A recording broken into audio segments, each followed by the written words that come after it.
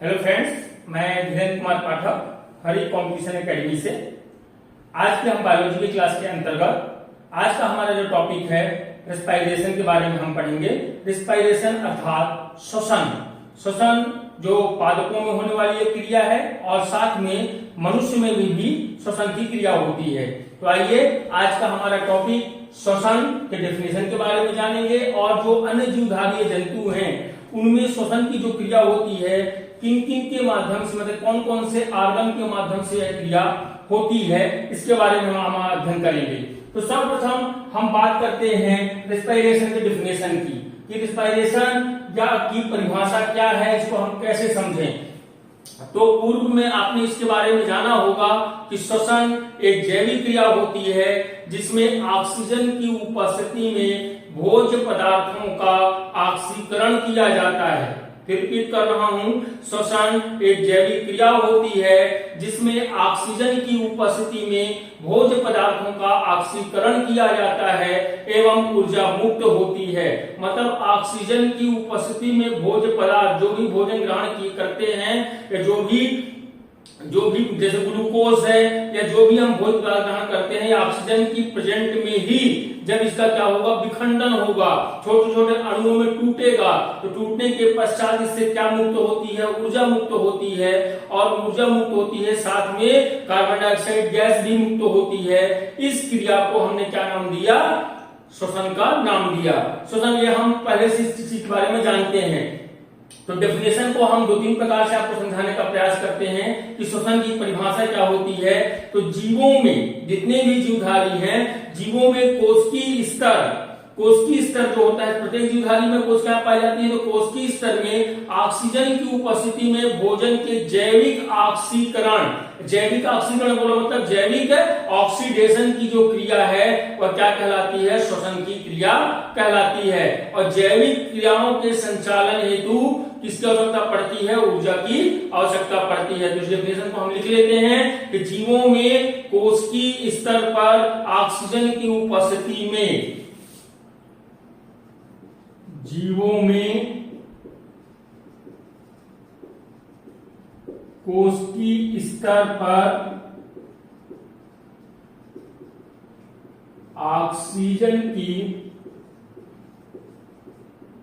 उपस्थिति में, ज्यादा क्लियर हो गया, उपस्थिति में भोजन के जैविक ऑक्सीकरण की क्रिया, भोजन के जैविक ऑक्सीकरण, इसको ऑक्सीडेशन लिख लेना आप, ऑक्सीडेशन की क्रिया क्या कहलाती है, श्वसन की क्रिया कहलाती है। श्वसन क्रिया कहलाती है। और जैविक क्रियाओं, जब क्रिया होती हैं तो हमारे शरीर में जो अन्य क्रिया होती हैं, पाचन की क्रिया होती है, हम रनिंग भी करते हैं, हम अपना वर्क भी करते हैं। तो जितने भी हम काम करते हैं, काम करने के लिए हमको किसकी आवश्यकता होती है, ऊर्जा की आवश्यकता होती है। तो जैविक क्रियाओं के संचालन हेतु, जैविक क्रियाओं के संचालन हेतु ऊर्जा की आवश्यकता होती है। और यही ऊर्जा हमको कहां से प्राप्त होती है, जब हम भोज्य पदार्थों का क्या करते हैं, ऑक्सीजन की उपस्थिति में विखंडन किया जाता है और उसका अपघटन किया जाता है। तो क्या मुक्त होती है, ऊर्जा। और वही ऊर्जा का उपयोग कहां किया जाता है, जैविक कार्यों के संचालन के लिए इसका उपयोग किया जाता है। एक डेफिनेशन ये है। हम एक और डेफिनेशन से आपको समझाने का प्रयास करते हैं श्वसन क्या है, क्योंकि सबसे पहले हमारा बेसिक जो है, हमारा टॉपिक जो है, यदि वह हमारे माइंड में क्लियर होता है तो हम उसके आगे की चीजों को पढ़ने हमको आसानी होती है। तो हम डेफिनेशन को फिर दूसरे तरीके से बताने का प्रयास करते हैं। वह प्रक्रिया जिसमें कोशिका में यौगिकों का, क्या बोला मैंने, वह प्रक्रिया जिसमें कोशिका में यौगिकों का, कोशिका के अंदर क्या होता है, यौगिकों का अपघटन होता है। अब यौगिक से हम यहाँ पर किस कंपाउंड को समझ सकते हैं, ग्लूकोज को समझ लें कि वह प्रक्रिया जिसमें कोशिकाओं में ग्लूकोज का क्या होता है, ऑक्सीकरण होता है। ग्लूकोज क्या है, वहां भोज्य पदार्थ है। तो ग्लूकोज से क्या हो रहा है, ऑक्सीकरण की क्रिया होती है और इस क्रिया को हमने क्या नाम दिया, श्वसन की क्रिया कहलाती है। और इस क्रिया में क्या मुक्त होगा, कार्बन डाइऑक्साइड एवं ऊर्जा मुक्त होती है। और इस ऊर्जा है वह ऊर्जा किस रूप में संचित होती है, तो वह ऊर्जा जो होती है एटीपी के रूप में संचित होती है। इस क्रिया के दौरान क्या क्या निकलता है, कार्बन डाइऑक्साइड और एनर्जी निकलती है। और एनर्जी किस रूप में निकलती है, एनर्जी निकलती है एडेनोसिन ट्राइफॉस्फेट या एटीपी के रूप में संचित रहती है।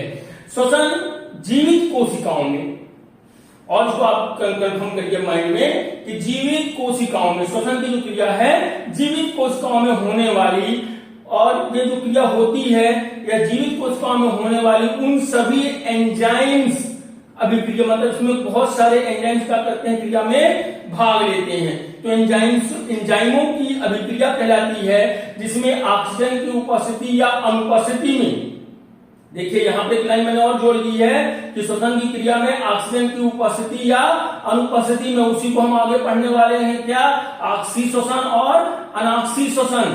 ऑक्सीजन की उपस्थिति में जो क्रिया होती है उसको ऑक्सी श्वसन कहते हैं, और ऑक्सीजन की अनुपस्थिति में जो क्रिया होती है उसको हम अनॉक्सी श्वसन कहते हैं। तो जिसमें ऑक्सीजन की उपस्थिति या अनुपस्थिति में कार्बनिक यौगिकों का क्या होता है, ऑक्सीकरण होता है और क्या मुक्त होती है, ऊर्जा मुक्त होती है, उसको हमने नाम दिया श्वसन की क्रिया कहलाती है। तो ये आपको बेसिक क्लियर हो गया होगा कि श्वसन किसे कहते हैं। श्वसन वह जैविक क्रिया है जिसमें ऑक्सीजन की उपस्थिति में भोज्य पदार्थों का अपघटन किया जाता है और अपघटन के दौरान ऊर्जा और कार्बन डाइऑक्साइड गैस मुक्त होती है।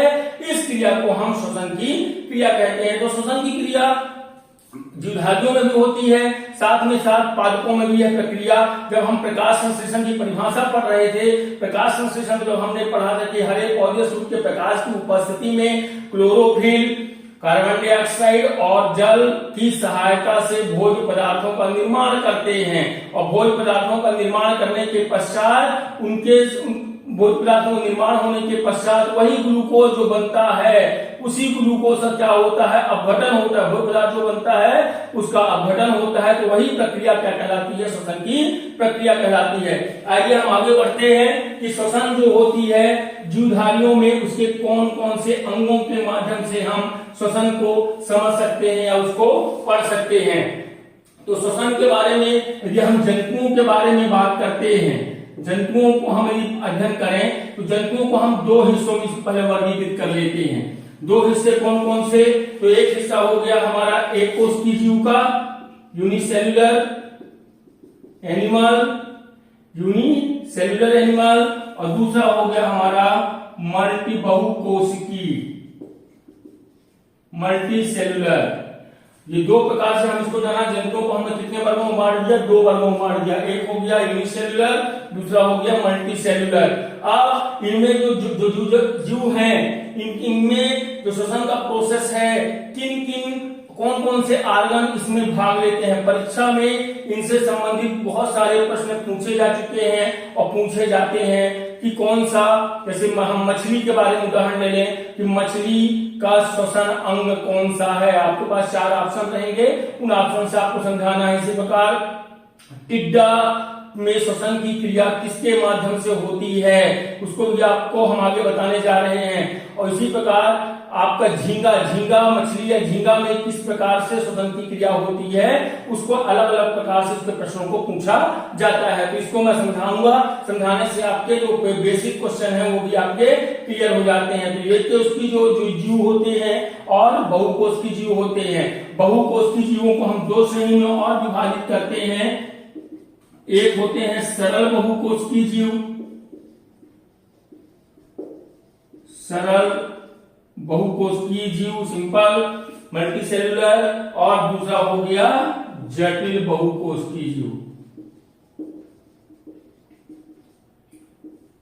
एक हो गया हमारा सरल बहुकोशिकीय, दूसरा हो गया हमारा जटिल बहुकोशिकीय जीव। अब एक कोश की जो जीवधारी हैं या यूनिसेल्युलर जो एनिमल हैं, इनमें जो श्वसन जो होता है, श्वसन की क्रिया कि कौन से अंगों के माध्यम से होती है, तो आप यहाँ पर याद रखिएगा, मैं रिपीट कर रहा हूँ कि यूनिसेल्युलर जो एनिमल्स होते हैं उनमें श्वसन का जो प्रोसेस है वह श्वसन की कोई अलग से पार्ट नहीं होता है एक कोशिका में। जैसे हम अमीबा की हम बात करें तो अमीबा इसका एग्जांपल है कि अमीबा है आपका जो एक कोशिका है उनमें श्वसन की क्रिया किस माध्यम से होती है, तो विसरण के माध्यम से होती है। ये याद रखिएगा, इनमें एक कोशिकीय जीवों में श्वसन का जो अंग है वो किसके माध्यम से होता है, विसरण के माध्यम से इनमें पाया जाता है। उसी प्रकार सरल बहुकोशिकीय जो जीव होते हैं इनमें भी विसरण के द्वारा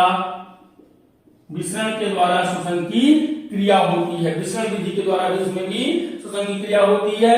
और जटिल बहुकोशिकीय जो होते हैं, जटिल बहुकोशिकीय जीवों में जो श्वसन का अंग है, अलग अलग जीवों में अलग अलग अंग पाए जाते हैं श्वसन की क्रिया के लिए। जैसे हम अपना उदाहरण दें तो हमारे शरीर में श्वसन अंग कौन सा है, तो हम फेफड़ों की या लंग्स की बात करते हैं। इसी प्रकार अलग इसको हम जटिल बहुकोशिकीय को हम 3 हिस्सों में विभाजित करते हैं। 3 अंगों के माध्यम से हम इसका अध्ययन करेंगे। एक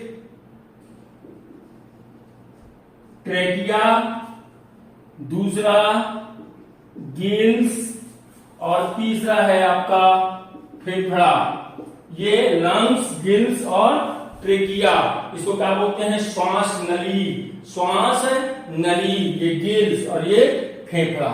अब इनके बारे में हम जानते हैं कि ट्रेकिया के माध्यम से कौन सांस लेता है, गिल्स के माध्यम से कौन सांस लेता है और फेफड़ों के माध्यम से कौन सांस लेता है। तो यहाँ पर जो ट्रेकिया होती है, ट्रेकिया एक नलिका जैसी रचना होती है जिसका एक भाग शरीर से बाहर निकला हुआ होता है और दूसरा जो सिरा होता है वह शरीर की कोशिकाओं की ऊतकों तक वह पहुंचा हुआ रहता है। ट्रेकिया के बारे में बता रहा हूं मैं। ट्रेकिया जो हिस्सा होता है, ट्रेकिया में ट्रेकिया का एक सिरा शरीर से बाहर निकला हुआ होता है और दूसरा सिरा उस शरीर की कोशिकाओं के ऊतकों तक वह सिरा होता है। तो जितने भी कीड़े मकोड़े आते हैं वह किसके माध्यम से श्वसन की क्रिया करते हैं, ट्रेकिया के माध्यम से।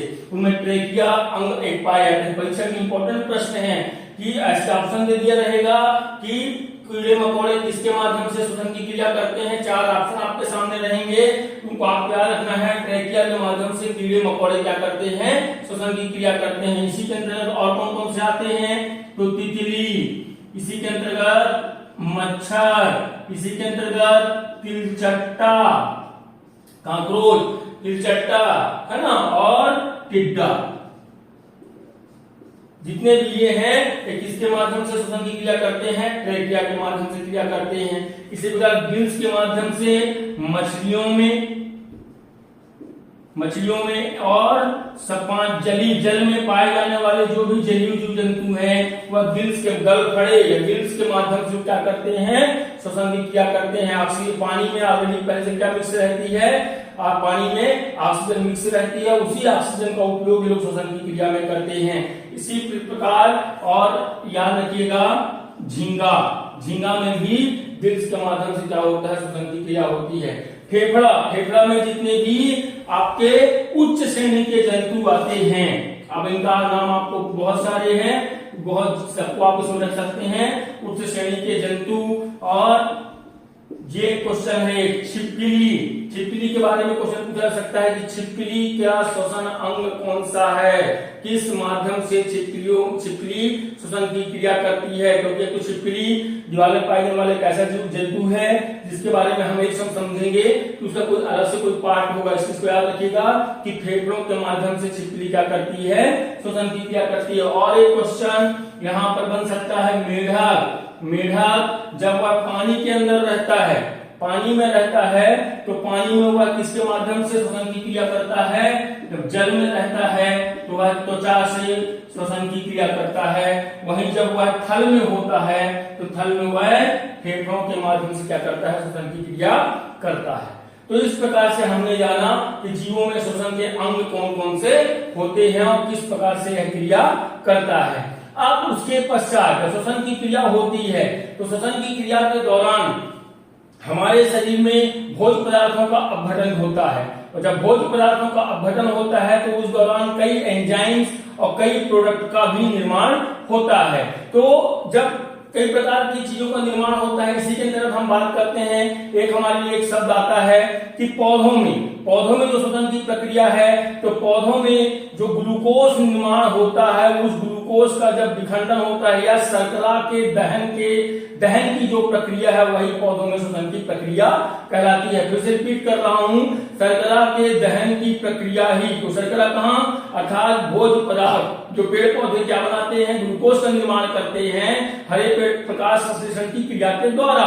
तो प्रकाश संश्लेषण की क्रिया के द्वारा जब वह भोजन का निर्माण करते हैं, ग्लूकोज का निर्माण करते हैं, तो वही ग्लूकोज का दहन होना, उसी ग्लूकोज का दहन होने की क्रिया क्या कहलाती है, पौधों में श्वसन की कहलाती है। और जब यह ऑक्सीजन की उपस्थिति में होती है तो ऑक्सीजन श्वसन, और जब यह ऑक्सीजन की अनुपस्थिति में होता है तो उसे हम अनाक्षी श्वसन की क्रिया कहा जाता है। और दोनों में क्या होता है, देखो अनाक्षी श्वसन और ऑक्सी श्वसन, मतलब ऑक्सीजन प्रेजेंट नहीं रहेगा, कब, अनाक्षी श्वसन में, और ऑक्सी श्वसन में ऑक्सीजन प्रेजेंट होता है।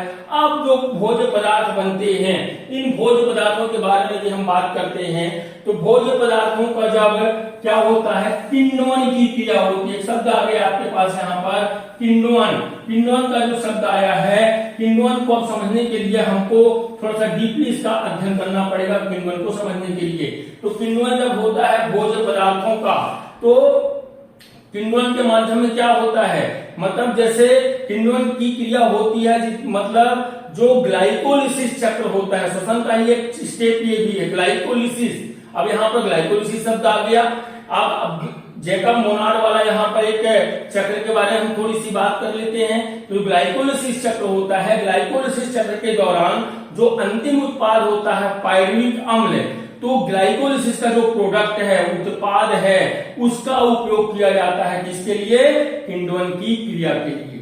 फिर से रिपीट कर रहा हूं, किण्वन भी एक विधि है, और इस विधि में ग्लाइकोश्वसन की क्रिया के दौरान जो ग्लाइकोलिसिस चक्र होता है, उनसे बनने वाला जो प्रोडक्ट है आपका पायरुविक अम्ल, उस पायरुविक अम्ल का उपयोग किसके लिए किया जाता है, किण्वन की क्रिया के लिए किया जाता है। अर्थात किण्वन की क्रिया में जैसे लैक्टिक अम्ल है, लैक्टिक अम्ल के किण्वन से क्या बनता है, लैक्टिक अम्ल ही बनता है, और वहीं पर एल्कोहल के किण्वन से क्या बनता है, एथेनॉल बनता है। तो पौधों में यदि हम बात करते हैं, तो पौधों में, तो हमने जीव जंतुओं के बारे में बात कर ली, लेकिन पौधों के बारे में बात करते हैं, तो पौधों में कौन कौन से श्वसन अंग पाए जाते हैं, पौधों में श्वसन अंग पाए जाते हैं कि नहीं पाए जाते हैं। तो पौधों में श्वसन के लिए कोई विशिष्ट अंग नहीं होते हैं, बल्कि उनमें क्या पाए जाते हैं, उनकी पत्तियों में हल्के हल्के छिद्र पाए जाते हैं, रंध्र पाए जाते हैं, वात रंध्र पाए जाते हैं, इसको हम स्टोमेटा कहते हैं। और पौधों में श्वसन की जो क्रिया होती है,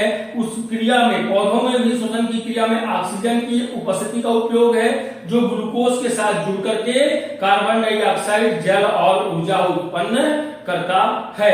अब यहाँ पर हम थोड़ा सा किण्वन में हम फिर रिवाइज मारते हैं कि किण्वन की जो क्रिया है उसमें हमने क्या नाम दिया, शुरुआत में हमने ये कहा कि पायरुविक अम्ल, ग्लाइकोलिसिस का जो उत्पाद है, उसका उपयोग किण्वन की विधि में किया जाता है। तो आइए अब हम किण्वन को समझने के लिए सर्वप्रथम ग्लाइकोलिसिस चक्र के बारे में थोड़ा सा जान लेते हैं कि ग्लाइकोलिसिस चक्र की क्रिया कहां से प्रारंभ होती है। तो बनने वाला जो ग्लूकोज है, ग्लाइकोलिसिस के दौरान क्या होता है, तो ग्लाइकोलिसिस के दौरान एक अणु ग्लूकोज, ठीक है, एक अणु इसका ग्लूकोज का, भी आपने पूरी क्लास में पढ़ा था, जब हमने पढ़ा जिसमें हमने C3 चक्र, C4 चक्र के बारे में पढ़ा, तो वहां पर ग्लूकोज जो 6 चक्र चलता है, तो एक चक्र में एक अणु ग्लूकोज का निर्माण होता है। तो 6 के बाद चक्र चलेगा तो 6 ग्लूकोज बनेंगे। तो यहाँ पर ग्लाइकोलिसिस चक्र में ग्लूकोज का एक अणु जब टूटता है तो पायरुविक अम्ल का निर्माण करता है और एटीपी के रूप में ऊर्जा मुक्त करता है। श्वसन की क्रिया में ग्लाइकोलिसिस चक्र का होना अनिवार्य है, क्योंकि इसी क्रिया के दौरान क्या मुक्त होती है, ऊर्जा मुक्त होती है। उसी ऊर्जा का उपयोग हम किसके लिए करते हैं, भोज्य पदार्थों के लिए किया जाता है। तो ग्लूकोज जो बनता है, ग्लूकोज का ये जो ग्लूकोज बनते हैं, एक अणु ग्लूकोज में कितने कार्बन, 6 होता है, तो इसमें जो 6 कार्बन युक्त है, 6 कार्बन ग्लूकोज जो होता है C6H12O6 है। तो यहां पर जब इसका ऑक्सीकरण की क्रिया होती है तो हेक्साकाइनेज एंजाइम की उपस्थिति में, याद रखिएगा, हेक्साकाइनेज एंजाइम की उपस्थिति में ग्लूकोज अपने ही समावयी के रूप में टूटता है, किस रूप में, ग्लूकोज 6 फास्फेट के रूप में टूटता है। और जब यह क्रिया होती है तो ऊर्जा, इसमें भी ऊर्जा लगती है और ऊर्जा का अणु मुक्त होता है और एटीपी किस रूप में बदल जाता है, एडीपी। मतलब यहाँ पर भी एक अणु किसकी लग गया, क्या लग गया, ऊर्जा का एक अणु यहाँ पर लगता है। उसके पश्चात ग्लूकोज 6 फास्फेट जो है यह फास्फोग्लूको आइसोमरेज एंजाइम, फास्फोग्लूको आइसोमरेज एंजाइम, ठीक है, फास्फोग्लूको आइसोमरेज एंजाइम की उपस्थिति में अपने ही समावयी, ग्लूकोज का समावयी कौन सा है, तो फ्रक्टोज, ठीक है, फ्रक्टोज 6 फास्फेट में परिवर्तित हो जाता है, फास्फेट में परिवर्तित हो जाता है। अब ग्लूकोज एक अणु जो था वह किसमें बदल गया, ग्लूकोज 6 फास्फेट को फास्फोग्लूको आइसोमरेज एंजाइम की उपस्थिति में फ्रक्टोज 6 फास्फेट में परिवर्तित हो जाता है। और यहां पर अब जो फ्रक्टोज 6 फास्फेट है उसको फास्फोफ्रक्टोकाइनेज एंजाइम, फास्फोफ्रक्टोकाइनेज एंजाइम की उपस्थिति में फिर इसका अपघटन होता है और ये फ्रक्टोज 1,6 डाइफास्फेट का निर्माण करता है, फ्रक्टोज 1,6 डाइफास्फेट का निर्माण करता है।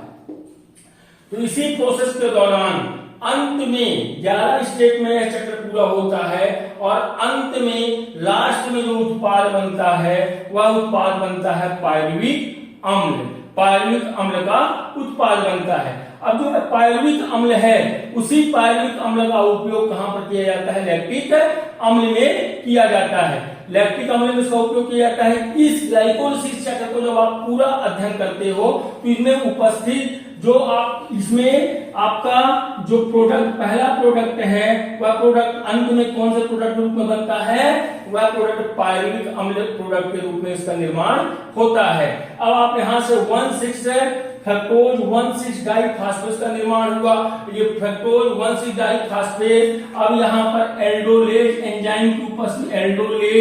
एंजाइम की उपस्थिति में फिर इसका अपघटन होगा और यह 3 शर्करा युक्त 3 फास्फोग्लिसरिक अम्ल 3 शर्करा युक्त यहाँ पर अलग अलग क्या बनते हैं, प्रोडक्ट बनते हैं। कौन कौन से प्रोडक्ट बनते हैं, तो एक तो बनता है ट्राइयोज, ट्राई शब्द आ गया मतलब 3 शर्करा युक्त बन रहा है ट्राइयोज फास्फेट, और दूसरा कौन सा बन रहा है, यहाँ भी देखो 3 शर्करा युक्त ट्राइयोज फास्फेट। अब 3 शर्करा युक्त जो अणु बनेगा कौन कौन सा, एल्डोलेज एंजाइम की उपस्थिति में टूटेगा, तो 6 है तो 3 इधर और 3 इधर अलग अलग अणुओं के रूप में टूटेगा। तो एक बनेगा फास्फोग्लिसरल्डिहाइड,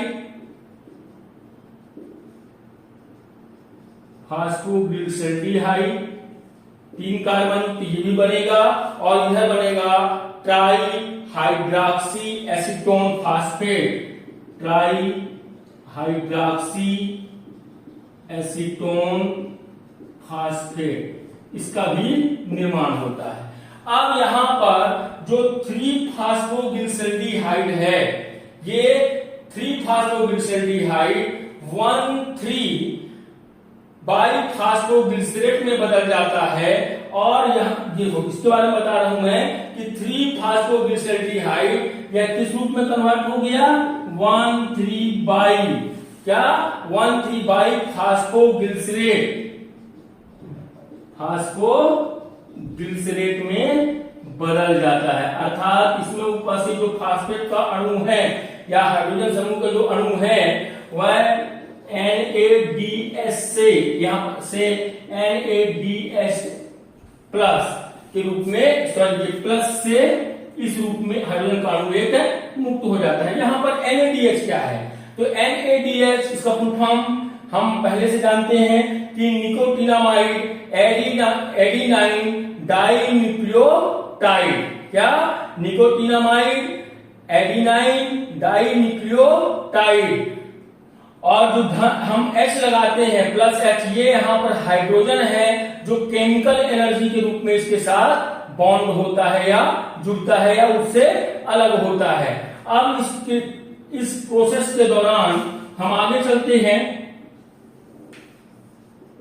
यहां इसका अध्ययन करते हैं कि यहां पर अब जो अणु है अर्थात क्या बन गया?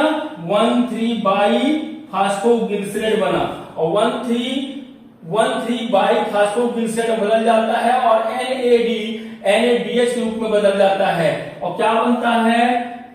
Triose by phosphate. क्या बना? ट्राइओज बाई फास्फेट दोनों। और क्या मुक्त हुआ यहां पर? यहां किसके बारे में यहां अध्ययन करिएगा? NADH अपघटित होकर NADH+ का निर्माण करता है। NAD+ का निर्माण कर दिया, यहां पर हाइड्रोजन अणु आकर केमिकल एनर्जी के रूप में इसके साथ जुड़ जाता है। अब ये 1,3 फास्फोग्लिसरिक अम्ल, कौन सा? ट्राइओज बाइफास्फेट क्या है? 1,3 फास्फोग्लिसरिक अम्ल 3 कार्बन वाला। और उसके पश्चात ये फिर आपस में टूटता है और यहाँ पर ADP के साथ एक अणु आकर के हाइड्रोजन का जुड़ता है और ये बन जाता है ADP से क्या बनता है? ATP का निर्माण होता है। और ट्राइओज बाइफास्फेट ये आगे चल करके ट्राइओज फास्फेट या इसको हम लिख देते हैं 3-फास्फोग्लिसरिक अम्ल। और 3-फास्फोग्लिसरिक अम्ल आगे चल करके एक अणु उसका फिर यहां से अलग होता है फास्फेट समूह का, तो ये बनता है 2-फास्फोग्लिसरेट। और फिर इसका अणु अलग होता है तो 2-फास्फोइनोल पाइरुवेट। और फिर फास्फोइनोल का अणु यहां से मुक्त हुआ और लास्ट में क्या बनता है? 2-पाइरुविक अम्ल का निर्माण होता है।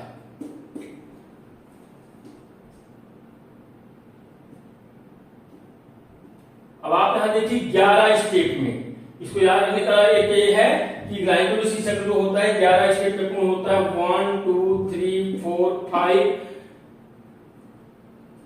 1 2 3 4 5 6 7 8 9 10 और ये 11। ये 11 स्टेप में ग्लाइकोलिसिस चक्र यहाँ पर पूर्ण होता है। और कौन कौन से एंजाइम भाग लेते हैं आपको ये याद रखना है कि ग्लाइकोलिसिस चक्र में बनने वाला अंतिम उत्पाद कौन सा है? तो 2-पाइरुविक अम्ल यहाँ पर क्या बनता है? और यही पाइरुविक अम्ल किण्वन की क्रिया में भाग लेता है। और किण्वन की क्रिया में भाग लेता है यहाँ पर जो 3-फास्फोग्लिसरिक अम्ल है, यह 3-फास्फोग्लिसरिक अम्ल 2-फास्फो सिंगलेट में बदल जाता है और उसके बाद 2-फास्फोग्लिसरिक इनॉल पाइरुविक अम्ल में बदल जाता है। आप देखिए फास्फोग्लिसरेट किसमें बदल गया? 2-फास्फो इनॉल में बदल जाता है। अंत में फास्फोइनॉल पाइरुवेट पाइरुविक अम्ल में बदल जाता है और ADP से क्या उत्पन्न करता है? यहाँ पर ATP से ATP का निर्माण करता है या उत्पन्न करता है। अब उसके पश्चात अब हम देखते हैं जो पाइरुविक अम्ल बना, इसका किण्वन किस प्रकार से, किण्वन की विधि में किस प्रकार से है सहायक होता है और वहां पर इसका क्या रोल होता है। तो ग्लाइकोलिसिस चक्र में हमने 11 स्टेप के बारे में जाना और इसके द्वारा किस प्रकार से जो ग्लूकोज हमारे श्वसन की क्रिया में जो बनने वाला ग्लूकोज है उसका अपघटन होता है और ऑक्सीजन की उपस्थिति में और किस प्रकार से इसकी क्रिया संचालित होती है। तो जो किण्वन की क्रिया होती है, किण्वन की क्रिया में हम किण्वन की क्रिया किसके द्वारा होती है?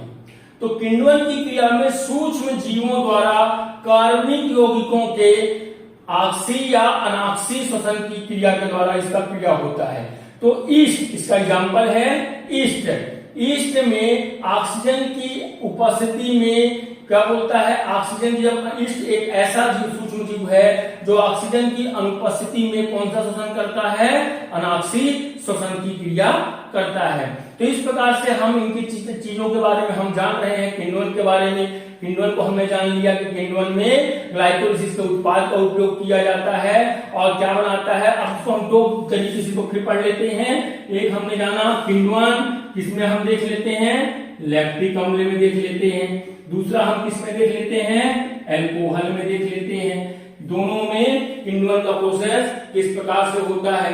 तो किण्वन का जो प्रोसेस है, इसमें किण्वन जो लैक्टिक अम्ल में जो होता है, पायरुविक अम्ल लैक्टिक डिहाइड्रोजिनेज एंजाइम द्वारा, याद रखिएगा पायरुविक अम्ल, क्योंकि हमने बात किया कि ग्लाइकोलिसिस से बनने वाला कौन सा अंतिम उत्पाद, पायरुविक अम्ल का उत्पाद, पायरुविक अम्ल। देखिए यहीं पर किण्वन क्रिया में भाग लेना प्रारंभ कर दिया। पायरुविक अम्ल लैक्टिक डिहाइड्रोजिनेज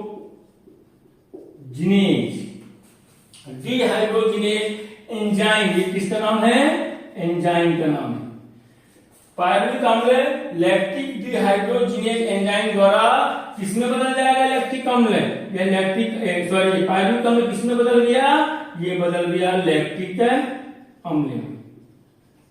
शुरुआत में हमने आपको बताया था कि लैक्टिक अम्ल जब किण्वन होता है तो क्या बनता है, लैक्टिक अम्ल बनता है। और इस दौरान अपचयी कारक जो आपका NADH है, ये NAD के लिए फिर ऑक्सीडेट करता है। मतलब इसको जो मैं रेखा चित्र से पढ़ा बताऊं तो आप नीचे यहाँ पर लिख सकते हैं पायरुविक अम्ल, ऊपर लिख सकते हैं क्या, लैक्टिक अम्ल। और कौन सा एंजाइम, देखिए पायरुविक अम्ल, इसको याद करने का तरीका, और लैक्टिक अम्ल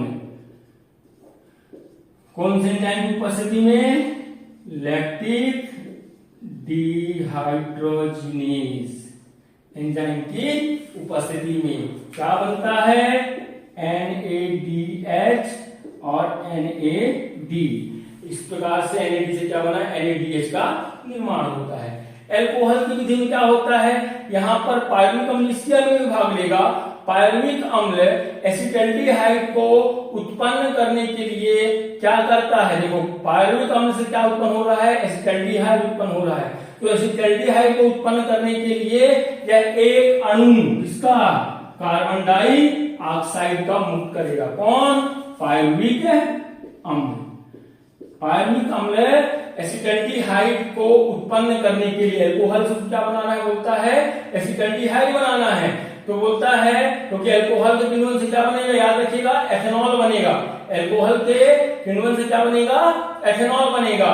तो ये पायरुविक अम्ल एसिटल्डिहाइड को उत्पन्न करने के लिए एक अणु कार्बन डाइऑक्साइड यहाँ पर मुक्त करता है, और उसके बाद एसिटल्डिहाइड जो NADH है को ये ऑक्सीकृत करता है और एथेनॉल में बदल देता है। अर्थात पायरुविक अम्ल किसमें बदल गया, एथेनॉल में बदल जाता है, और साथ में कार्बन डाइऑक्साइड का अणु इस रूप में बदल दिया। अब बोलता है किस एंजाइम की उपस्थिति में बदलता है, तो डीकार्बोक्सिलेज और एल्कोहल डिहाइड्रोजिनेज एंजाइम की उपस्थिति में इसको कन्वर्ट कर देता है। तो इस प्रकार से हमने किण्वन की विधि को जाना कि पायरुविक अम्ल जो होता है किण्वन की विधि में कौन कौन से एंजाइम की उपस्थिति में किस प्रकार से किण्वन की क्रिया कराते हैं। अब इसके पश्चात अब हम देखेंगे कि मनुष्य के शरीर में जो बहुत इंपॉर्टेंट है, यहीं से हमारा श्वसन का पार्ट यहाँ पर स्टार्ट होता है। इस श्वसन के जो महत्वपूर्ण प्रश्न होते हैं इसी भाग से आते हैं कि मानव शरीर में श्वसन तंत्र या श्वसन के अंग कौन कौन से हैं, श्वसन के अंग में कौन कौन से पार्ट भाग लेते हैं, इससे संबंधित हम अब इसको आगे आपको बताने का प्रयास करते हैं, मनुष्य का श्वसन तंत्र। तो फ्रेंड्स, मैं जो किण्वन के बारे में आपसे चर्चा कर रहा था, ये किण्वन जिसको हम लोग फर्मेंटेशन की क्रिया भी कहा जाता है, फर्मेंटेशन की क्रिया या उसी को हम लोग किण्वन कहते हैं। तो किण्वन की क्रिया में हमने क्या देखा कि पायरुविक अम्ल, ग्लूकोज का जो अंतिम उत्पाद था पायरुविक अम्ल, उसका लैक्टिक अम्ल के रूप में भी उसका उपयोग किया जाता है, और पायरुविक अम्ल का अल्कोहल का जब किण्वन होता है तो वहां पर एथेनॉल ऑक्सीजन का निर्माण किया जाता है। तो ये तो हुआ हमारा श्वसन के संदर्भ में किण्वन के बारे में। अब हम पढ़ते हैं श्वसन से संबंधित मानव शरीर में श्वसन का जो मुख्य पार्ट जो हमारा श्वसन का यहाँ से प्रारंभ होता है कि मानव शरीर में श्वसन की प्रक्रिया, रेस्पिरेशन की जो प्रक्रिया है किस प्रकार से होती है, इसको हम जानने का प्रयास करते हैं कि मानव शरीर में रेस्पिरेशन की जो प्रोसेस है यह कैसे होता है। तो रेस्पिरेशन जो क्रिया है, इस रेस्पिरेशन जो क्रिया को एक शब्द में एम्फीबोलिक प्रोसेस भी कहा जाता है। क्या कहा जाता है? एम्फीबोलिक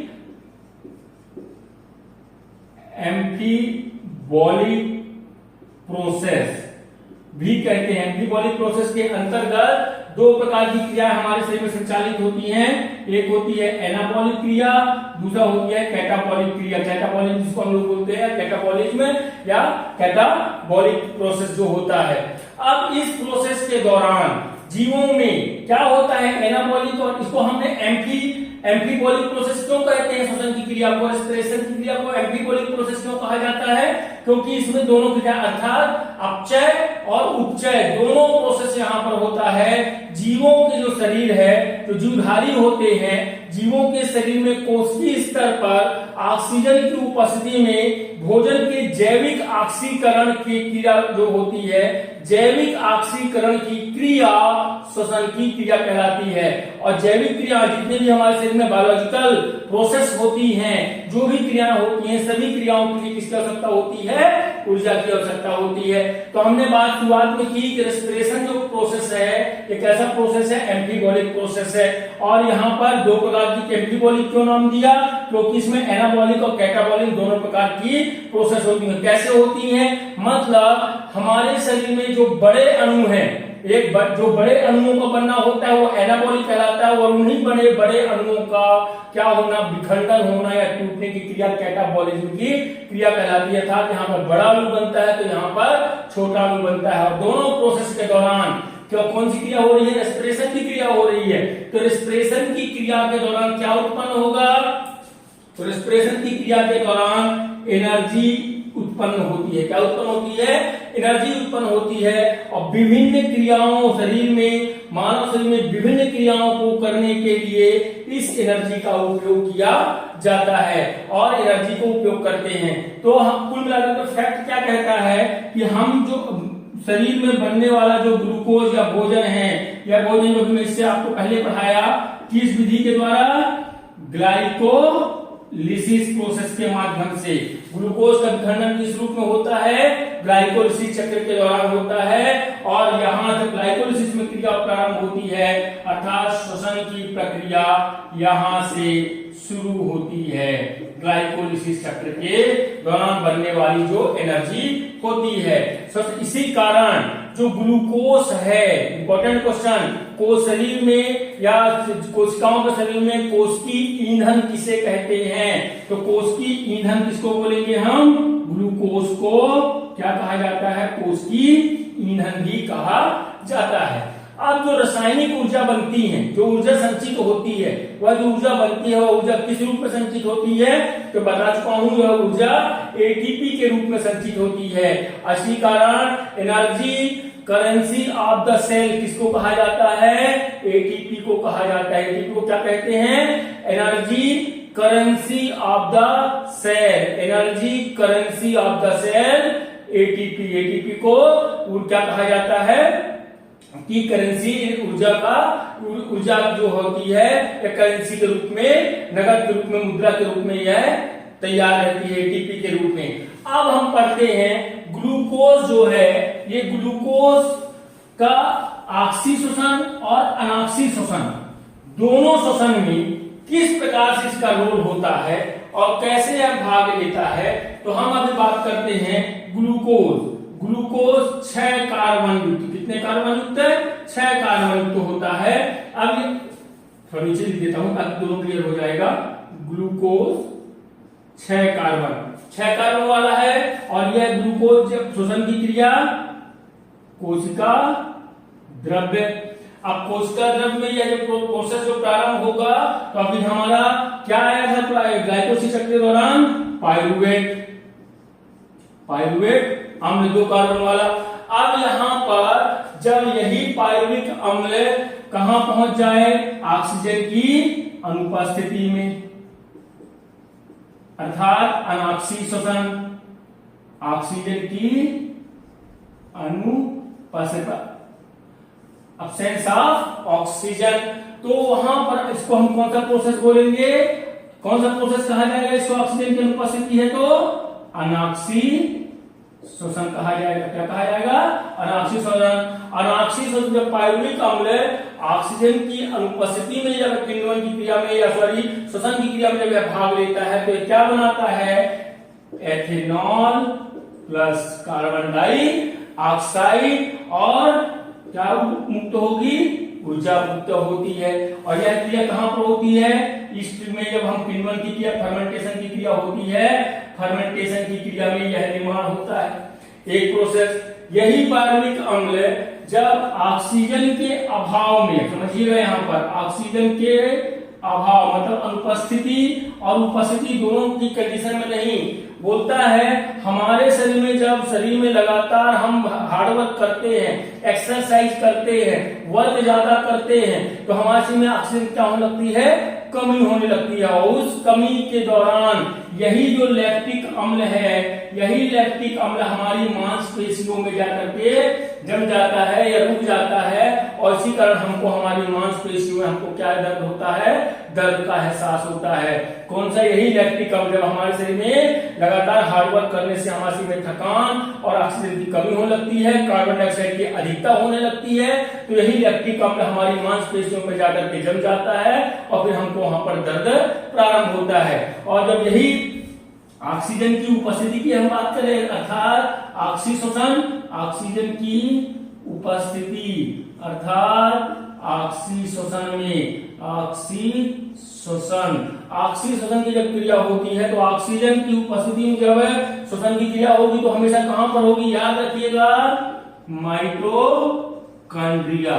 माइटोकॉन्ड्रिया में यह क्रिया संचालित होगी ऑक्सीजन की उपस्थिति में। और उस कंडीशन में क्या बनेगा? जब भोज्य पदार्थों का अपघटन होता है ऑक्सीजन की उपस्थिति में क्या बनता है? कार्बन डाइऑक्साइड, जल और ऊर्जा मुक्त होती है। तो इस प्रकार से यह जो ग्लूकोज है, ग्लूकोज का जब ऑक्सीय शोषण या अनाक्सीय शोषण दोनों प्रोसेस होता है, दोनों प्रोसेस में क्या ऊर्जा मुक्त होती है, लेकिन अनाक्सीय में वह एथेनॉल के रूप में और कार्बन डाइऑक्साइड के रूप में होता है और वहीं ऑक्सीजन की उपस्थिति में यह माइटोकॉन्ड्रिया में संचालित होती है और कार्बन डाइऑक्साइड और जल और ऊर्जा का निर्माण करती है। अब इसके पश्चात अब हम पढ़ते हैं मानव शरीर में श्वसन तंत्र। श्वसन क्रिया हमने पढ़ लिया, श्वसन की परिभाषा को हमने जान लिया। अब हम जानते हैं श्वसन तंत्र के बारे में कि श्वसन तंत्र क्या होता है। सबसे पहली चीज, जब तंत्र शब्द जुड़ जाए अर्थात जब सिस्टम जुड़ जाता है, सिस्टम जुड़ जाए मतलब उसमें सिर्फ हमको इस सिस्टम से संबंधित रिलेटेड चीजों का ही अध्ययन करना है। जैसे हम पाचन तंत्र की जब बात करते हैं तो सिर्फ मुख गुहा से लेकर के गुदा तक का जो भी आहार नाल है उसका हम अध्ययन करते हैं, बाकी चीजों का अध्ययन नहीं करते। मतलब उस प्रोसेस में जो पार्ट या आर्गन भाग लेते हैं हम उनका अध्ययन करते हैं। वैसे आज हम चर्चा करेंगे रेस्पिरेशन सिस्टम की। यह भी मानव शरीर का एक सिस्टम पाया जाता है मानव शरीर में। अब यहाँ पर इसको हम एक हल्का सा डायग्राम बनाकर के समझने का समझाने का प्रयास करेंगे कि ये हमारा माउथ, एक नोजल कैविटी यहां से नाक वाला है, ये माउथ वाला है, दोनों नलिकाएं आकर के यहाँ पर एक हो जाती है, मिक्स हो जाती हैं और इस प्रकार से ये इसको हम दो पार्ट में ऐसे करके यहाँ कवर कर देते हैं ताकि मुख गुहा का पार्ट ये दिखाई देगा और ये नोजल, एक नोजल कैविटी का पार्ट दिखाई देगा। मुख गुहा कैविटी हो गई। उसके पश्चात ये आगे बढ़ते हुए ये आपकी जो श्वसनिका है इसको हम ये दो हिस्सों में इस प्रकार से विभाजित हो जाती है। अब इसको मैं बताऊंगा एक एक करके ये सब चीज क्या है। उसके पश्चात ये है आपके लंग्स, ये लंग्स हैं,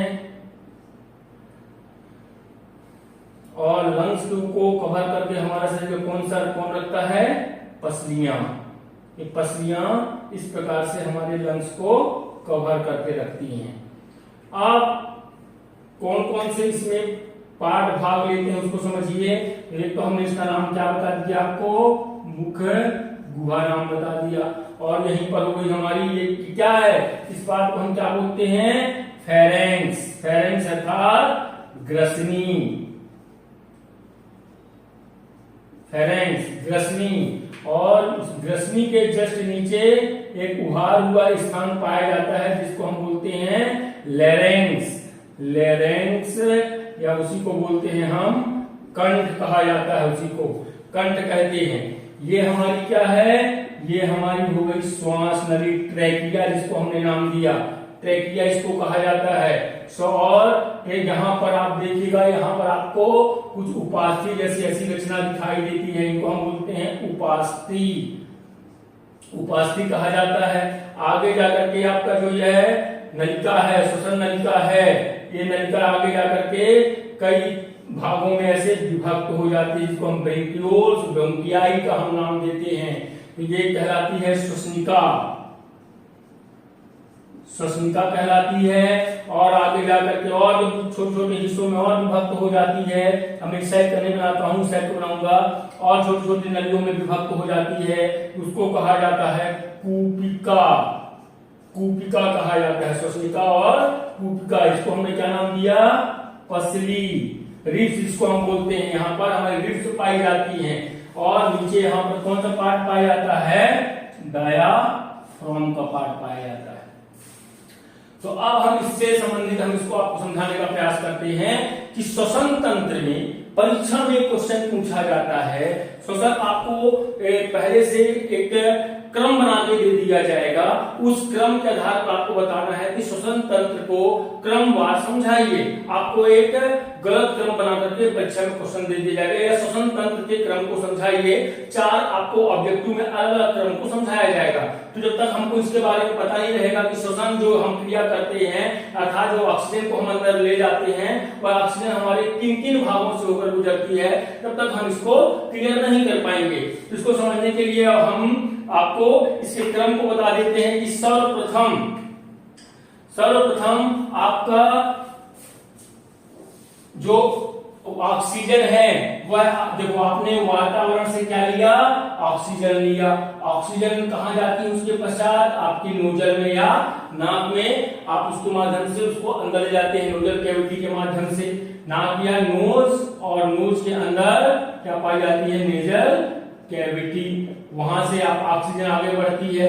उसके पश्चात नेजल कैविटी से कहां पर आया, यहां से ऑक्सीजन कहां पर आ रही है, कहां पर आ रही है, फेरेंक्स वाले भाग में, अर्थात ग्रसनी वाले भाग में आपका ऑक्सीजन पहुंचा।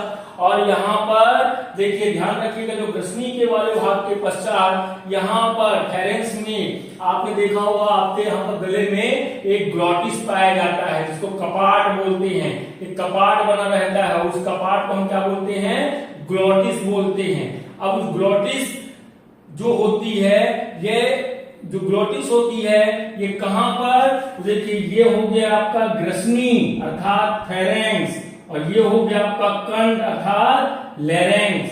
फेरेंक्स और लेरेंक्स, फेरेंक्स और लेरेंक्स के बीच में यहाँ पर एपिग्लॉटिस उपस्थित होती है, ग्लॉटिस उपस्थित होती है। अब ये जो ग्लॉटिस है, ये कपाट का काम करता है। कपाट का काम करने का मतलब जो होता है, ये जो ग्लॉटिस होती है, ये उपास्थि युक्त होती है, उपास्थि से मिलकर बनी होती है। और ये फेरेंक्स, जब हम भोजन करते हैं, जब भी हम कोई भोज्य पदार्थ ग्रहण करते हैं, तो ये जो ग्लॉटिस है, ये पाचन तंत्र, जो फेरेंक्स का काम दोनों के लिए है, अर्थात श्वसन तंत्र में भी फेरेंक्स का उपयोग है और पाचन तंत्र में भी फेरेंक्स का उपयोग किया जाता है। तो जब हम भोजन करते हैं, तो भोजन सीधा कहां, तो ग्लॉटिस क्या करता है, लेरेंक्स वाले भाग को बंद कर देता है तो आपका भोजन कहाँ चला जाता है, आपके ओसोफेगस में चला जाता है। और वहीं जब वायु अंदर जाती है तो वही एपिग्लोटिस आपके किसके वाले भाग को, आपके ओसोफेगस वाले पार्ट को रोक देता है और वायु कहाँ चली जाती है, लैरिंक्स में चली जाती है। तो यहाँ पर ये दोनों का काम उसका एपिग्लोटिस का रहता है। अब उसके पश्चात आपकी जो ऑक्सीजन है ग्रसनी से होते हुए कहां पर जाती है, लैरिंक्स में जाती है। लैरिंक्स को क्या कहा जाता है, स्वर यंत्र भी कहा जाता है। यहाँ से आवाज निकलती है, ध्वनि आती है और यहाँ पर सपाट उभार पाए जाते हैं। इस लैरिंक्स वाले भाग में हल्के हल्के उभार पाए जाते हैं। उस उभार को हम क्या बोलते हैं, उभार हमारे यहाँ पाया जाता है, उसको इंग्लिश में एडम एप्पल कहा जाता है, वहीं हिंदी में इसको टेटुआ कहते हैं। क्या बोलते हैं, टेटुआ। तो कहाँ जा रही है, नोज, वायु नोज, नोजल कैविटी, फिर फेरेंक्स, फिर लैरिंक्स।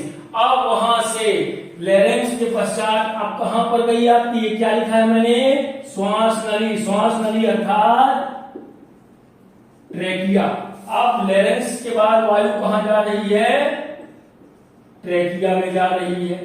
ट्रेकिया में जाती है, श्वास नली में जाती है। और ट्रेकिया को और क्या कहा जाता है, वाइंड पाइप भी कहते हैं। वाइंड पाइप, इसको क्या बोलते हैं, विंड पाइप कहा जाता है, हवा वाला पाइप। अब उसका ट्रेकिया यहीं से कहां आ गई भाई, ये लंग्स में आ जाती है। क्या है आपके दोनों लंग्स है, फेफड़े। अब ये ट्रेकिया कहां पर आगे आकर के लंग्स में पहुंचती है और लंग्स में आकर के दो भागों में यह विभाजित हो जाती है। दो भागों में विभाजित हो जाती है तो जो विभाजन की क्रिया होती है इसको बोलते हैं ब्रेंकियोल्स। मतलब ट्रेकिया आगे जाकर के किसमें विभाजित हो गया, ब्रेंकियोल्स में। अब ऑक्सीजन आपके ब्रेंकियोल्स के दोनों फेफड़ों में, दोनों लंग्स में पहुंच जाती है। फिर उसके पश्चात ये ब्रेंकियोल्स आगे जाकर के फिर मैं बोला था कि और छोटे छोटे हिस्सों में विभाजित हो जाती है। तो जो छोटे छोटे हिस्सों में विभाजित हो जाती है, ये तो हो गया ये आपका जो ट्रेकिया के पश्चात जो आया है उसको बोलते हैं ब्रोंकल्स। और ये आगे जाकर के बन जाती हैं ब्रेंकियोल्स कहलाते हैं। और इनकी जो अंतिम संरचना है उस संरचना को क्या बोलते हैं, कूपिका कहा जाता है। फिर से हम रिपीट कर रहे हैं, ब्रेंकियोल, ऑक्सीजन जो है ब्रोंकस,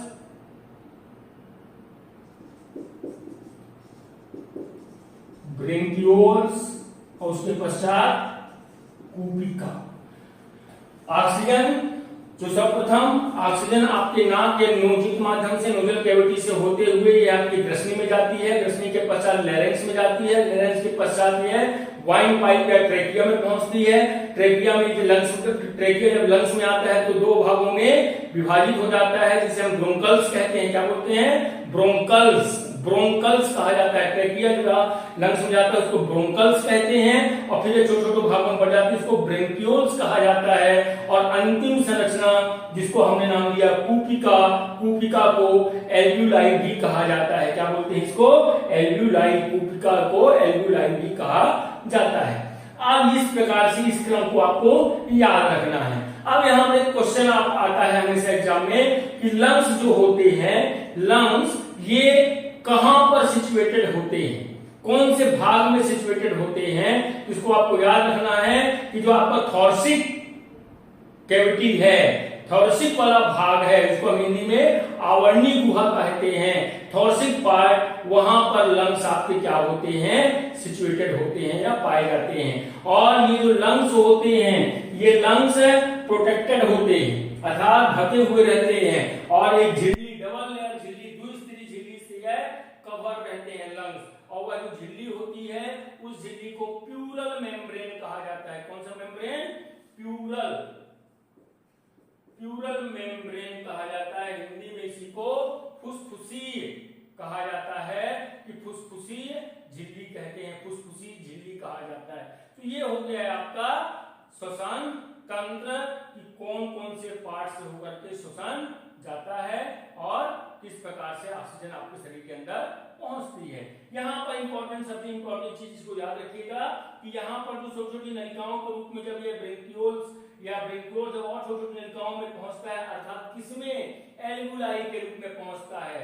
बहुत छोटी छोटी ऐसी कूप ऐसी रचना बन जाती है एल्वुलाई, इसी को एल्वुलाई बोलते हैं। तो यहाँ पर क्या पहुंचा है ऑक्सीजन। हम क्या ले रहे हैं पूरा यहाँ से यहाँ तक ऑक्सीजन को लेते गए हैं। ऑक्सीजन का हमने मार्ग बनाया है कि ऑक्सीजन गुहा नोजल नोजल कैविटी से आपका फेरेंक्स से लैरिंक्स से ट्रेकिया से ब्रोंकल्स से ब्रेंकियोल से एल्वुलाई तक हमारे ऑक्सीजन को पहुंचाया। इसको आप याद रखिएगा क्योंकि अभी आगे हम जब अभी पढ़ेंगे तो ये इसके बारे में हमको और हम आपको बताएंगे कि जो आपका एल्वुलाई है ये किस प्रकार से क्रिया करता है। अब उसके पश्चात इसके आगे का हम अध्ययन करते हैं कि जो श्वसन है, श्वसन की जो प्रक्रिया है, यह श्वसन की प्रक्रिया कितने रूपों में होती है या किस प्रकार से होती है। तो यह आपका हेडिंग हो गया प्रोसेस ऑफ रेस्पिरेशन, श्वसन की प्रक्रिया। श्वसन की जो प्रक्रिया होती है इसको हम 3 चरणों में इसका अध्ययन करते हैं। 3 चरण में हम इसका अध्ययन करेंगे। एक होता है बाह्य श्वसन,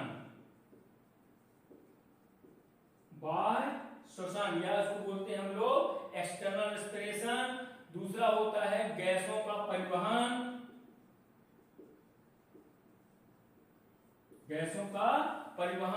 ट्रांसपोर्टेशन ऑफ गैसेस। और थर्ड है अंतः श्वसन,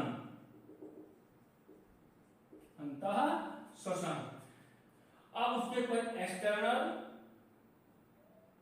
transfer of gases, transportation of gases और थर्ड हो गया आपका इंटरनल रेस्पिरेशन। अब बाह्य श्वसन जो होता है इसको हम 2 टाइप्स में इसका अध्ययन करते हैं। एक होता है श्वासोच्छ्वास, क्या कहते हैं श्वासोच्छ्वास, और दूसरा है गैसों का विनिमय। श्वासोच्छ्वास को इंग्लिश में बोलते हैं ब्रीथिंग और ये हो जाएगा एक्सचेंज ऑफ गैस बाह्य श्वसन के अंतर्गत। और जो ब्रीथिंग है इसको हम 2 टाइप से करते हैं। एक होता है निःश्वसन, एक होता है उच्च श्वसन। निःश्वसन और उच्च श्वसन, इसी को इंग्लिश में कहा जाता है इंस्पिरेशन और ये कहलाता है एक्सपायरेशन, उच्च श्वसन।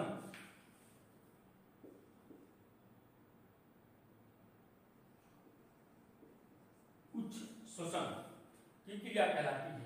अब इनके बारे में हम इनका आपको समझाने का प्रयास करते हैं। ये हो गया आपका एक्सटर्नल रेस्पिरेशन, ये हो गया transportation of the gases, internal respiration. बाह्य श्वसन को हम 2 हिस्सों में डिवाइड किया हमने। एक हो गया श्वासोच्छ्वास और गैसों का विनिमय। परीक्षा में क्वेश्चन आता है श्वसन या श्वासोच्छ्वास क्या है या श्वासोच्छ्वास की क्रिया किसे कहते हैं। श्वासोच्छ्वास को 2 टाइप से बांटा है हमने, इंस्पायरेशन और एक्सपीरेशन के बारे में। तो सबसे पहले हम बात करते हैं ब्रीथिंग की बात करते हैं। ब्रीथिंग क्या होता है?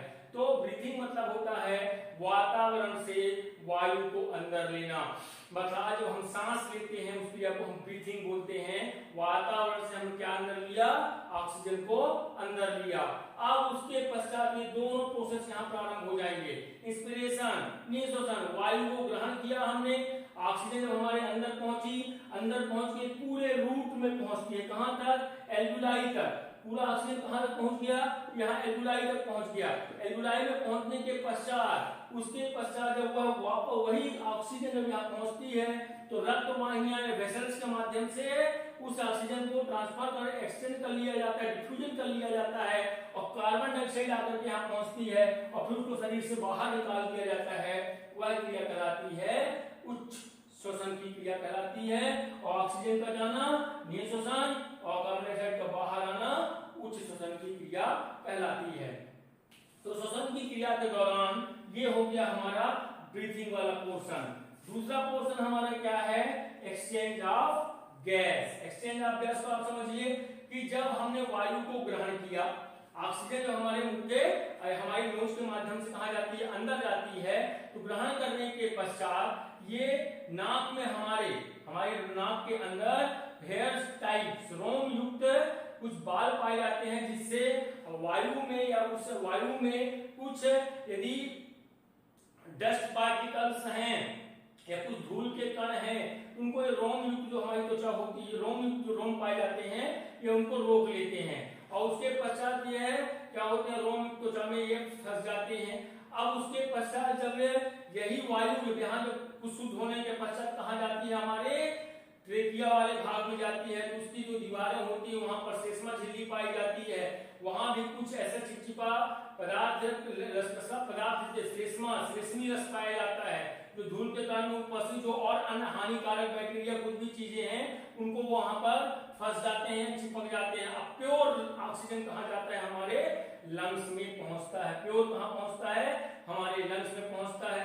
अभी मैंने आपको बताया था कि जो आपके ब्रेंकियोल्स हैं, ब्रेंकियोल्स के पश्चात जो हमारा हमने एल्वुलाई की बात की थी, कूपिकाओं की बात की थी, इस प्रकार से वह कूपिकाएं होती हैं और इन कूपिकाओं के यहीं से बहुत पतली पतली क्या ब्लड वेसल्स इस प्रकार से गई हुई रहती हैं, इस प्रकार से संपर्क में रहती हैं। अब आप यहाँ पर समझिएगा कि ये कूपिका है, यहाँ पर क्या भरा हुआ है, ये पूरा फुल है किन चीजों से, ऑक्सीजन से फुल है। ये जो ब्लड वेसल्स है इनमें क्या है, ब्लड उपस्थित है और ब्लड के साथ साथ में यह हमारे हृदय का जो शरीर से वापस आया हुआ ब्लड रहता है, वह ब्लड उसमें और क्या है, कार्बन डाइऑक्साइड यहाँ प्रेजेंट है और ऑक्सीजन कहाँ प्रेजेंट है, यहाँ प्रेजेंट है। आप समझिएगा यहाँ पर अब ये जो एल्वुलाई होते हैं, एल्वुलाई अर्थात यहाँ ऑक्सीजन ज्यादा है, मतलब ऑक्सीजन की सांद्रता अधिक और कार्बन डाइऑक्साइड की सांद्रता कम। यहाँ पर कार्बन डाइऑक्साइड की सांद्रता अधिक, ऑक्सीजन की सांद्रता कम है।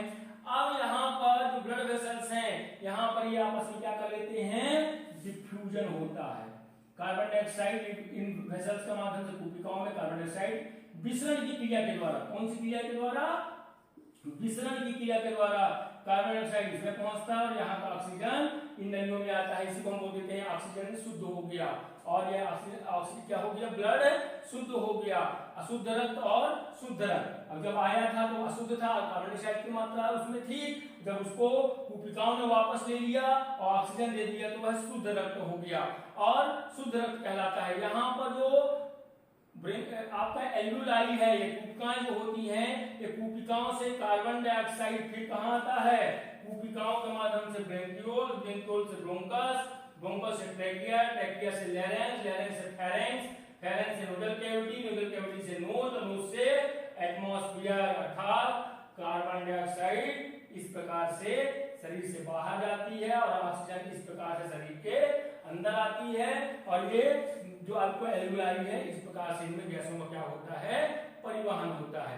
गैसों का जो एक्सचेंज ऑफ गैस एक्सचेंज हो गया और हम इस रक्त परिसंचरण तंत्र का हम जब अध्ययन करते हैं तो वहां पर जो हमारे शरीर में रक्त वाहिनियां ब्लड वेसल्स पाई जाती हैं, उनके माध्यम से परिवहन की क्रियाएं होती हैं और परिवहन की क्रियाओं में रक्त और धमनी और शिराओं के माध्यम से रक्त पूरे शरीर में संचालित होता है और उस प्रकार से वह वापस आता है। तो गैसों का परिवहन भी रक्त के माध्यम से या ब्लड वेसल्स के बीच में प्रकार की कुछ कणिकाएं होती हैं। हमको पता है हमारे ब्लड में आरबीसी, डब्ल्यूबीसी और प्लेटलेट्स पाए जाते हैं। तो जो आरबीसी होती है यह मुख्य रूप से कार्य करती हैं।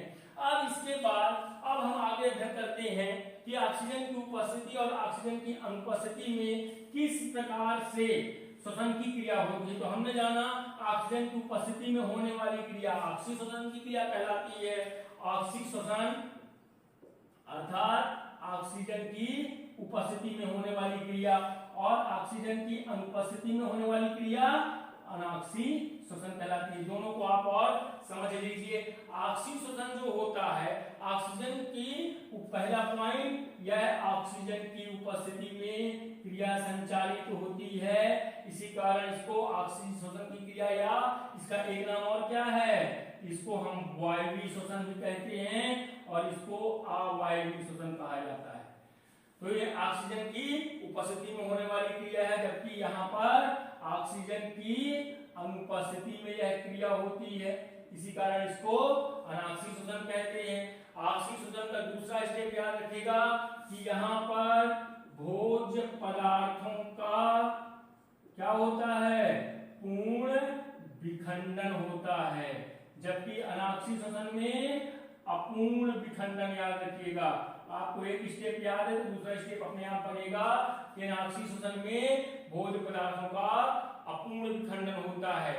अक्षीय श्वसन की जो क्रिया है यह कहाँ होती है, सेल या कोशिका के कोशिका द्रव्य और माइटोकॉन्ड्रिया में यह संचालित होती है, जबकि अनाक्षीय श्वसन की जो क्रिया होती है यह सिर्फ कोशिका द्रव्य में संचालित होती है।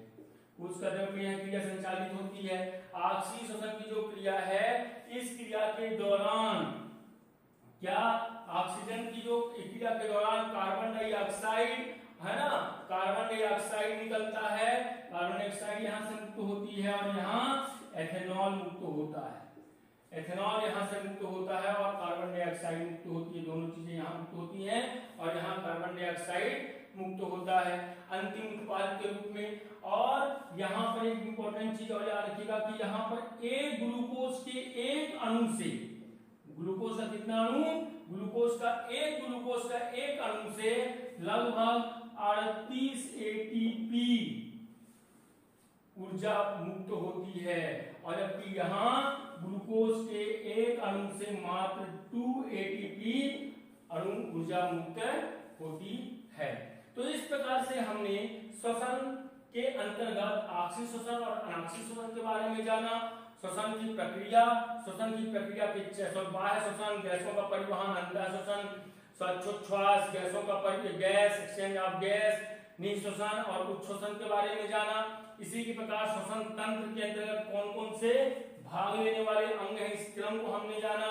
और ग्लूकोज, जब कोशिका द्रव्य में ग्लूकोज का अपघटन होता है तो पाइरुविक अम्ल जो बनता है उसकी उपस्थिति में फॉर्मेशन की क्रिया को हमने जाना कि ऑक्सीय श्वसन में जब होगा तो कार्बन डाइऑक्साइड और पानी बनता है। क्या बनता है, कार्बन डाइऑक्साइड और, यहाँ याद रखिए, कार्बन डाइऑक्साइड और पानी बनता है और यहाँ पर एथेनॉल और कार्बन डाइऑक्साइड मुक्त होती है। इसी के आधार पर ऑक्सीजन की उपस्थिति में, जब ऑक्सीजन की उपस्थिति में श्वसन की क्रिया होगी तो कहां पर होगी, कोशिका द्रव्य में होती है। तो कोशिका द्रव्य और माइटोकॉन्ड्रिया जहां पर यह क्रिया संचालित होती है। तो इस प्रकार से श्वसन तंत्र के बारे में, श्वसन की परिभाषा, श्वसन के प्रकार, श्वसन श्वासोच्छ्वास एवं श्वसन की प्रक्रिया, श्वसन का इनके बारे में हमने आपको समझाया। निश्चित रूप से आपको समझ आया होगा। इससे संबंधित जो भी प्रश्न होंगे वह आपको क्लियर हो जाएंगे। Thank you.